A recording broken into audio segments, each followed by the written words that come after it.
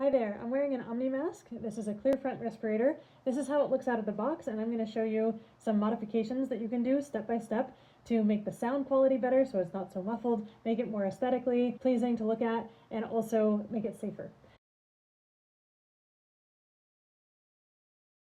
So let's first break it down and see how the Omnimask works. So as it's set up out of the box, these two valves here are inhalation valves. So if you look on the inside, there's a little flap right there. This little flap lets air in but not out. So it closes when you breathe out. And so the air is coming in these sides, and then you're breathing out the bottom one. It goes out through this filter, which provides source control, protects others. And the exhalation valve is in here. You can just pull out these valves. So we're going to transform some of the inhalation to exhalation or vice versa. Now, first thing you want to do is make it safer. So when I fit tested this with a Bitrex solution, a qualitative fit test at home, I couldn't get it to pass with these original filters. Now, I did get it to pass later with a different fit testing setup.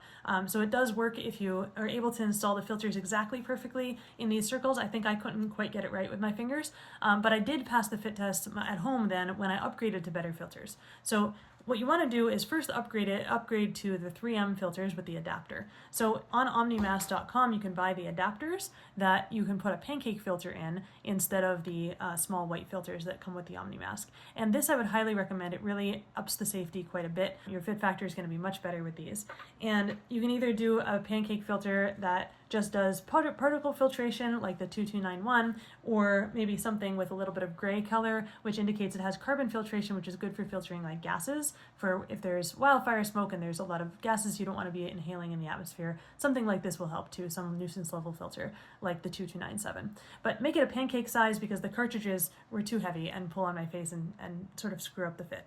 So get the best pancake filter that you'd like, and then you have to attach it to one of these adapters. So the adapter comes with the Omnimask, and you just sort of stick it in these holes, and you twist it until it's tight. And now the adapter is installed, and now you can replace one of the filters here with one of the Omnimask filters, like this. And notice that I don't have an inhalation valve on this yet. I could put one on, so actually these adapters sometimes come with the inhalation valves, but you can always install one. So I just took the inhalation valve, let me show. The inhalation valve was stuck through this hole here in this, this filter that we just took out of the Omnimask.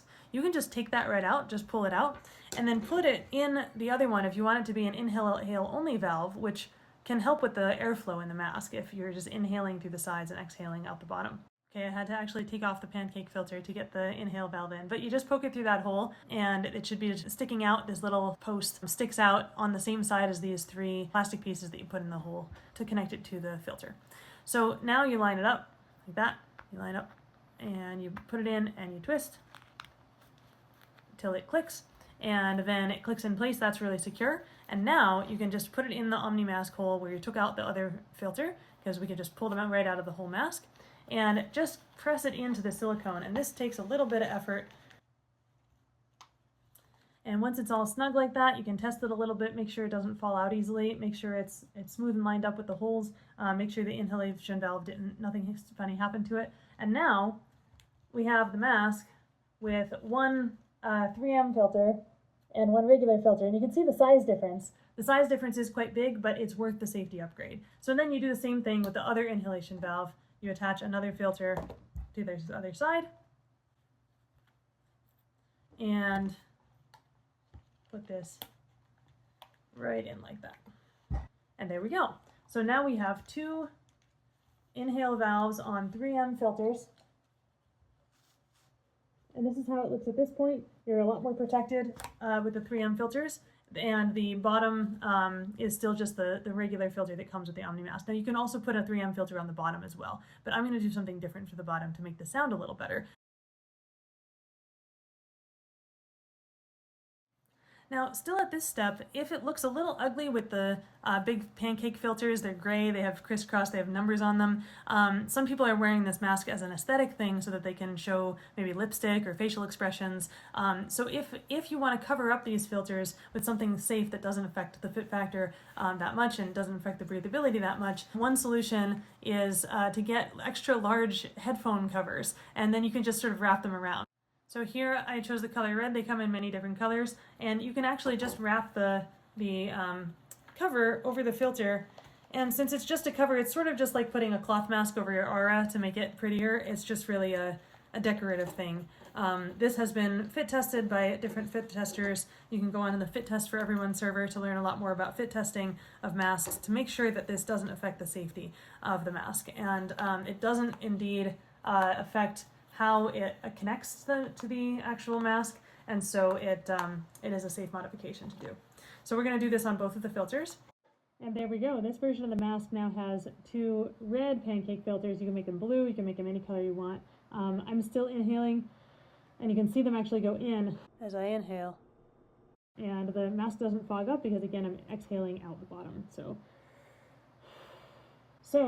that's step one, is upgrade your filters, cover them if you like. That makes it safer.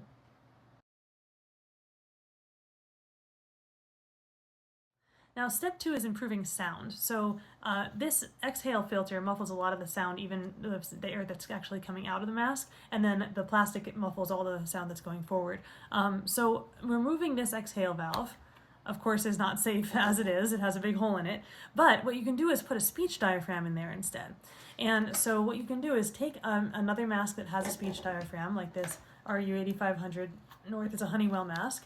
And this speech diaphragm is this one with the holes in it. If you see the sort of little holes, what a speech diaphragm does, it might look like it has holes in it, so no, it's letting air out, but actually there's a membrane in there. It's sort of like a drum inside. It vibrates, it picks up your vibrations, and then it lets those vibrations out as speech.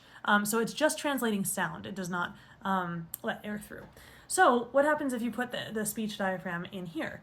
Well, we have a little bit of a problem, because now how are you going to exhale? If I cover up this with a speech diaphragm and I can only inhale through these, and you try to exhale, you're going to get stuck. In fact, let's try that.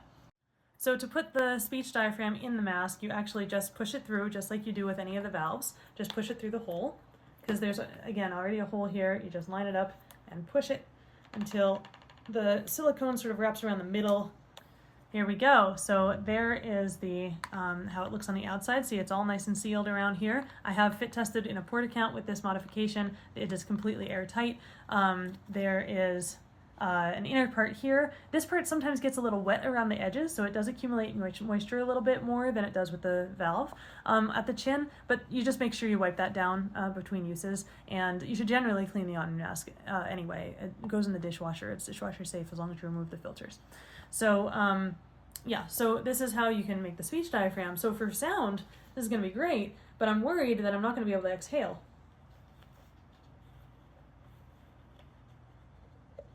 So if I put this on and I tighten it, I pretty much immediately suffocated. So you don't want to do that. You need to remove those inhale valves on one of these filters. So which one are we going to do?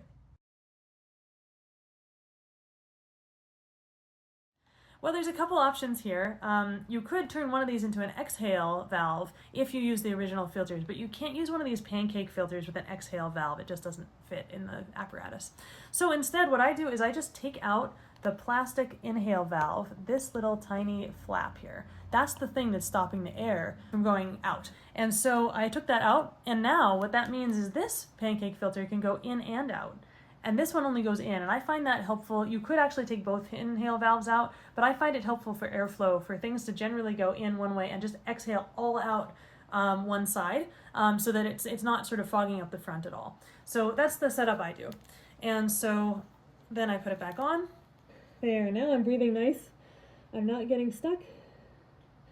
And you can watch the filters. They both go in, and then one goes out. This one is the one that goes out.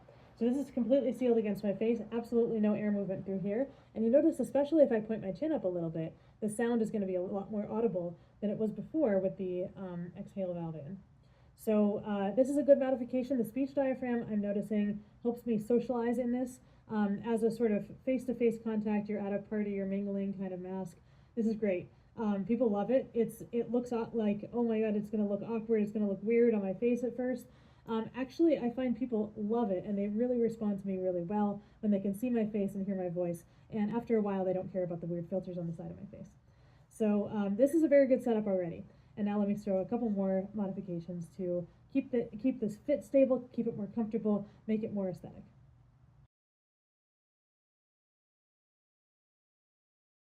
So let's take a look at this funny halo strap. So it goes around your head, which is great for distributing the pressure, but it's a heavy mask and it can pull quite a bit. And also you have these funny straps hanging out, and actually if you just reroute how it's attached to the halo strap, you can make them tuck in like underneath this strap instead, so that they're hidden and you don't have like floppy ears in addition to the filters on the side of your face.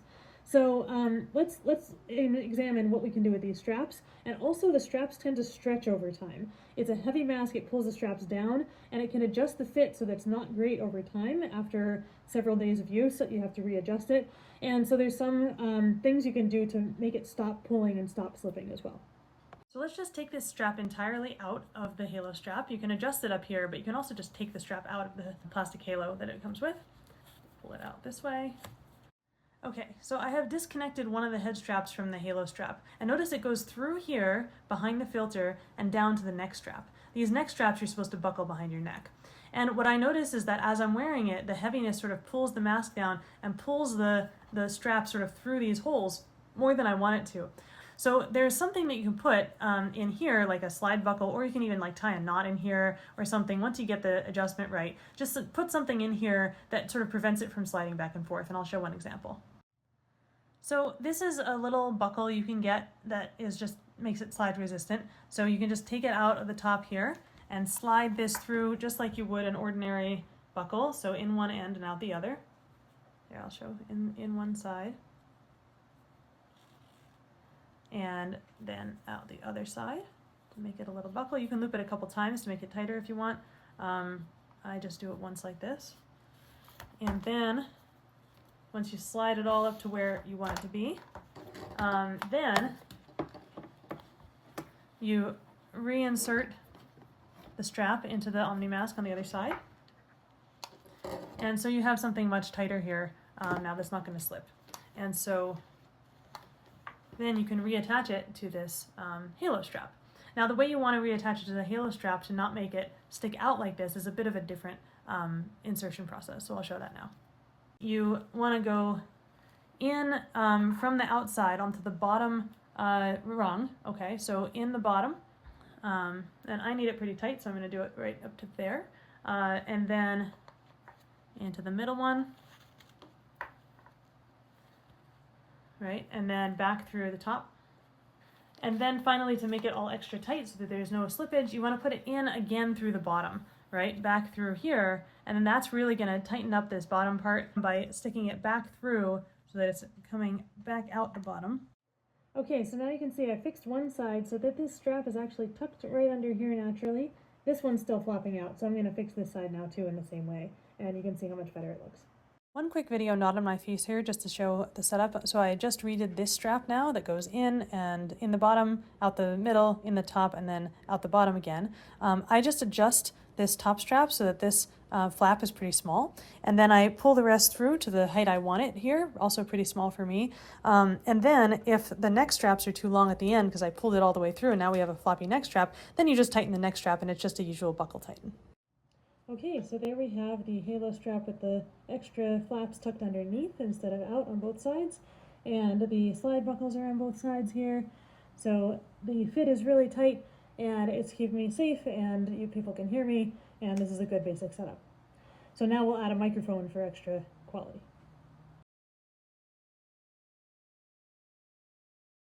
Okay, so now for my microphone setup to amplify it. I have a personal amp, the Norway personal amp that just goes on your hip like this. It just clips to your belt or whatever. And then it comes with a wireless mic that has a neck cord that's like a strong metal neck cord, but you can bend it. You can sort of snap it and bend it into a loop. So you can loop it around and then sort of tuck the this little metal end, just tuck it under your buckle, and that kind of keeps it in place. And so once it's sort of around the edge of the filter like that, right, that the metal wire is looped around, then you tuck in the this little end into the back here. And really you need the tension of it on your head to really hold this in place. So you just kind of get it ready and then you put it on your head. Okay, so now I have my mic just sitting here on the filter, and this part is bendable too, so I can adjust it so it's right by there. And then the on switch is right here, so I can just tap it on. You can see a little blue light, but that's okay. And then I have to turn this part on to be the receiver. And now, UHF mode. If I speak through here, it is very loud and clear, and if this is on my belt, the class that I'm teaching can hear me perfectly well.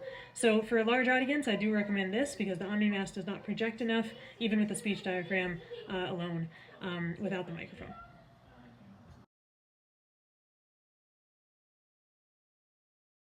So that's the whole setup, and thank you very, very much to Parent Mishmash from Twitter, who has helped so much with all these modifications. Also to the rest of the fit testing community on Fit Test for Everyone Discord, people like Gerard Hughes. I've learned so much from so many fit testers in the world, and I so appreciate the work that you do. So I'm here to just communicate the results, really. So this is showing what a lot of other people have figured out, mostly Parent Mishmash for this Omnimask, and it really does make the Omnimask usable. People can see my face, people can hear me, and it's really fantastic. It's a fantastic setup. That's all. Hope you enjoyed.